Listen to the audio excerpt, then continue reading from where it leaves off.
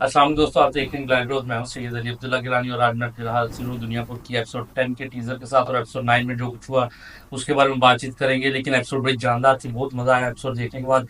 Hope आप लोगों ने भी एपिसोड एंजॉय की होगी, तो इसके बारे में बातचीत करते हैं। सबसे पहले टीजर प्ले करते हैं। टीजर में देखते हैं क्या कुछ होने वाला है आने वाली किस्त में, और उसके साथ ही हम पीछे वाली किस्त के बारे में बात करेंगे। Let's play the teaser first.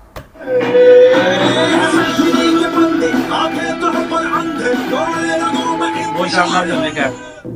हम दुनियापुर में आना चाहते हैं, इसीलिए हमने फैसला किया है दुनियापुर को दो हिस्सों में बांट दिया। ओके, जहाँ नवाब ज्यादा है वो नवाबों के पास, और जहाँ आदमों का जोर है वो आदमों के पास। तुम्हें आदमों पे भरोसा नहीं करना चाहिए। दुनियापुर मैं संभालती हूँ, इसलिए मैं आपसे और अपने आदमियों से यही कहूंगी कि अपने बलबूते और काबिल पर भरोसा रखें। सियासत भरोसे पर नहीं की जाती। ओके। तुम्हें तो कहा था कि तुम लड़ाई हो गए, मगर मैंने तो सुना है कि तुम हाथ में डाले जा रहे हो। दुनियापुर को दो हिस्सों में बांटा जा रहा है। मेरे पास हालात से बाहर आ जाए, नवाबों का एक भी आदमी जिंदा नहीं बचेगा। और साहब तभी बाहर आएंगे जब इस पेपर पे तुम साइन करोगे। साइन किया कि नहीं किया? साइन किया कि नहीं किया बताओ। साइन किया कि नहीं किया, ये तो हमें पता ही नहीं चला। अच्छा, टीजर काफी जानदार था। टीजर के ऊपर बात करते हैं, क्योंकि जब पिछली एपिसोड के बारे में बात करेंगे उसके अंदर क्या कुछ हुआ, तो उस हिसाब से हमें टीजर में समझ आएगा कि आने वाली किस्त में क्या हुआ, क्या होगा।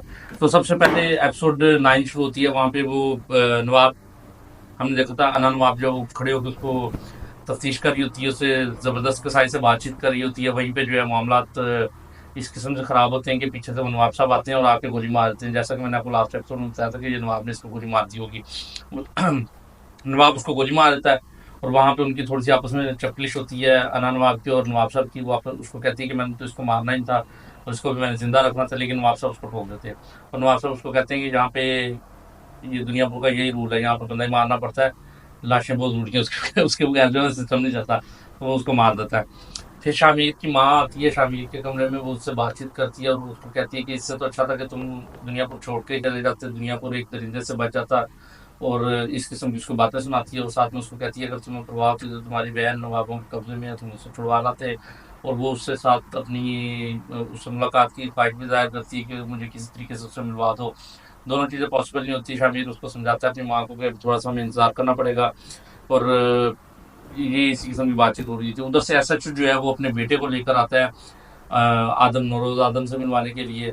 वो जेल में जाता है, वहाँ पे उसके साथ बड़े तमीज से पेश आता है और सर सर आप जनाब करके बातचीत कर होता है।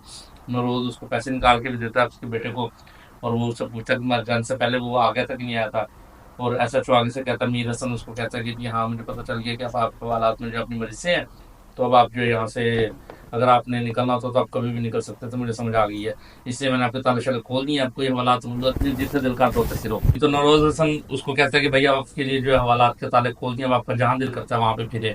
ठीक है। उसके बाद वो घूमता फिरता उसको बताता है कि आपका बेटा आपसे मिलने आया, तो जाओ मेरे ऑफिस में जाकर उससे मुलाकात कर लो। खैर उसके बाद जो है, अच्छा, वो उसका बेटा उसको मिल जाता है, नौरोज का, शामिर उससे मिलता है और उसको बताता है कि इसको ऐसा चुका जो बेटा किडनैप हुआ था वो औरंगजेब ने करवाया था, यानी कि नौरोज के भाई ने। और उसको साथ में ये भी बताता है कि हमारे भाई को मारने में भी उसी का ही हाथ है और सारे मामला जो खराब हुए हैं ना, उन सब के पीछे औरंगजेब का ही हाथ है। उसने कहा मुझे शक है। और आदम उसको, नौरोज को भी समझ आ जाती है कि वो अच्छा ये गेम चली गई है। और वो कहता है मुझे यहाँ से बाहर आना ही पड़ेगा, जल्दी बाहर आना पड़ेगा। वो बाहर आने के लिए अपने कुछ ना कुछ करेगा। फिर उसके बाद जो है जी अननवाब जाती है अपने बाप के पास, नवाब साहब के पास। वो दिखाते हैं वहाँ पे, वो उसको कहती है मुझे आपकी दाखिल नहीं पसंद, आप जिस तरीके से आके पंगे पंगे लेते हैं, क्योंकि उसने मारा होता है कसाई को। तो वो आके उसके साथ बहस कर रही होती है कि तुमने उसको क्यों मारा, ऐसा क्यों किया, ये वो साहब। बट इसी असल में जो वहाँ पे निमरा आती है और वो आके उससे इजाज़त मांगती है अपने घर जाने की। नवाब साहब ट्रक के चपेट सीध करते हैं उसके चेहरे पे और उसको कहते हैं तुम्हारी इतनी औकात नहीं है कि तुम इस किस्म की बातें करो, जाओ जाके मेरे जूते पॉलिश करो। बाहर आके जूते पॉलिश करने लग जाती है। अना आगे उसको जो है ना भड़का आगे जाती है कि इस तरीके से गुजारा नहीं होगा, अपने लिए स्टैंड लो। अच्छा जी, उन्हें स्टैंड की लेना सी, वो स्टैंड लेती है। जो नवाब की पहली बीवी है वो आती है उसके पास, आगे उसको कहती है नवाब साहब बुला रहे हैं। वहाँ कुछ दोनों में थोड़ी बहस होती है, तो वो उसको चपेट मारने लगती है। तो निमरा उसका हाथ रोक के उल्टा उसको चपेट रख के मारती है, कहती है आगे के पास हाथ उठाना। अन्ना ने उसको शह दी और उसने उसको चपेट मारी और वो गई।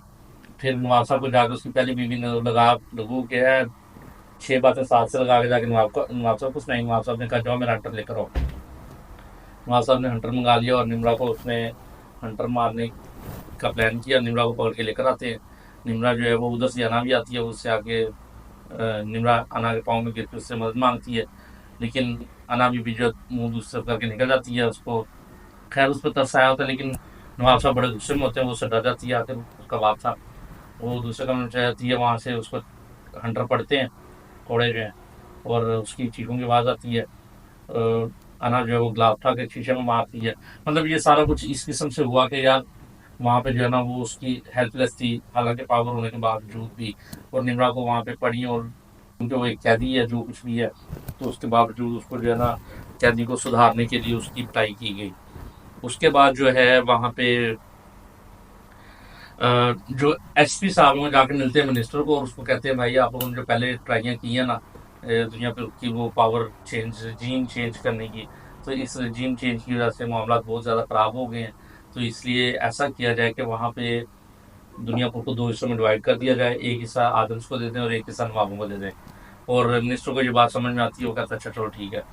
और वो फिर हमने देखा कि एपिसोड के एंड में जब वो दोनों पार्टीज को कॉल करके बुला लेते हैं, निम्रा अना को भी बुला लेते हैं और शामिर को भी बुला लेते हैं, तो वो दोनों जाती हैं और जाके एसपी उनके सामने ये प्रपोजल रखेगा। आने वाली किस्त में हमने टीजर में देखा कि एसपी उनके सामने प्रपोजल रखता है कि भाई दोनों जो है ना आप लोग अपने आप को हाफ हाफ डिवाइड करो, और उनको सोचने के लिए टाइम दे देगा। वो उठ के चले जाएंगे, जाके पीछे से नवाब भी जो है इस बात पे एग्री नहीं करेंगे कि यार ये इस तरह से हो जाए। और जो आदम है उसको भी मेरा ख्याल है वो जो पेपर उठा के फेंक रहा है ना, मुझे लगता है उसने साइन करके फेंका होगा कि कुछ ना होने से कुछ होना बेहतर है। तो वो मेरा ख्याल है कि वो ऐसे ही कुछ करने वाला है, तो वो उसको साइन करके बाहर निकाल लेगा, ठीक है। और अच्छा उसके बाद हमने वो देखा कि वो औरंगजेब जो है वो जाता है किडनैपर के पास, को कहता है कि मैंने तुम्हारे पास अमानत रखवाई थी, तुमने उसको रिलीज कैसे कर दिया। उसके बाद वो गुस्सा आता है और वो उसके साथ काफी बहस मुबासा कर रहा होता है। किडनैपर कहता है ठीक है मैंने उसको दे दिया, अभी असूल में कोई चीज़ होता है, तुमने अपने भाई को मरवाने के लिए मुझसे बेटा किडनैप कर लिया, मैं उसके साथ काम शाम करता था, ये वो सारी बातें। तो लेकिन वो कहता है ठीक है तुम अगर तुम्हें ये मसला है ना, मेरे पास तुम्हारे लिए एक तोहफा है, तुम वो ले जाओ। वो गिफ्ट उसको देता है। वहाँ पे जाकर देखते हैं तो शमशेर साहब जिंदा पड़े होते हैं और वो उसी किडनैपर के पास होता है। चलो ठीक है, स्टोरी में काफ़ी अजीब चीज़ें उन्होंने इंक्लूड की हैं कि वो उसके पास कैसे आ गया, और वो एक दूसरे के साथ बाल उसके पास होता है। वो कहता है ये तुम इसे ले जाओ, जाके जो है ना नौरोज को दे देना कि ये देखो ये गद्दार मैंने पकड़ लिया, और ये वो इस तरीके से शायद तुम्हारी जान बख्शी हो जाए। अच्छा, कसाईयों की बात की जाए तो वो कसाई जो है अपना कसाई का जो बेटा है शाबाश कसाई, अजीबोगरीब नाम है, ज़बरदस्त कसाई शाबाश कसाई।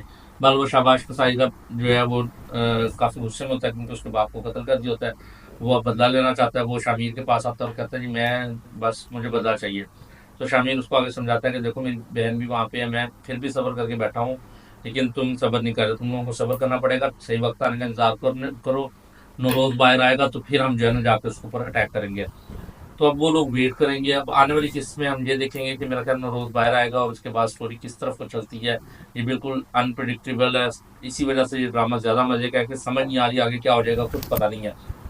तो जिस ड्रामे का आपको पता होगा कि इसमें क्या होना, तो वो थोड़ा सा बोरिंग हो जाता है, क्योंकि जो आपको पता होता है वही होना शुरू होता है। इस वजह से ये ड्रामा बहुत मजे का है और मुझे पर्सनली बहुत ज़्यादा पसंद आया। और इसके अलावा वो फरार की हमने एपिसोड 1 देखी थी, उसका भी लिंक ऊपर दिया हुआ है, आप वो भी देख सकते हैं। वो भी कमाल का ड्रामा है, बहुत मजे का। मेरा ख्याल है शायद वो इससे भी ज़्यादा मजे का हो, क्योंकि उसके अंदर थोड़ा सा ना एक उन्होंने ये तो बहुत ज़्यादा सीरियस और कत्लो गारत है ना, उसके अंदर थोड़ा सा मजाक और रोमांटिक एलिमेंट्स भी उन्होंने बीच में डाले हुए हैं, जिसकी वजह से वो थोड़ा सा ड्रामा जो है ना आम जिंदगी से नज़दीक है। क्योंकि ये आम जिंदगी के नज़दीक नहीं ड्रामा, इस तरह से हम लोगों ने तो कभी होता हुआ देखा नहीं है अपने इर्द गिर्द। शायद कई इलाकों में इस तरह से हो, लेकिन आम रूटीन में ऐसा नहीं होता, क्योंकि वो एक अर्बन सिटी के अंदर ड्रामा बना हुआ है, कराची के ऊपर बना हुआ है, तो वो थोड़ा सा जो है ना रिलेटेबल है। तो आप वो भी ड्रामा देख सकते हैं। और इस ड्रामा अगर आपको पसंद आया और हमारी वीडियो पसंद आए तो काइंडली वीडियो को लाइक कर दें और चैनल को सब्सक्राइब कर दें और वैसे बेल आइकन दबा दें। बहुत बहुत शुक्रिया वीडियो देखने का, अपना ख्याल रखें और अपने चैनल का भी। अल्लाह हाफिज़।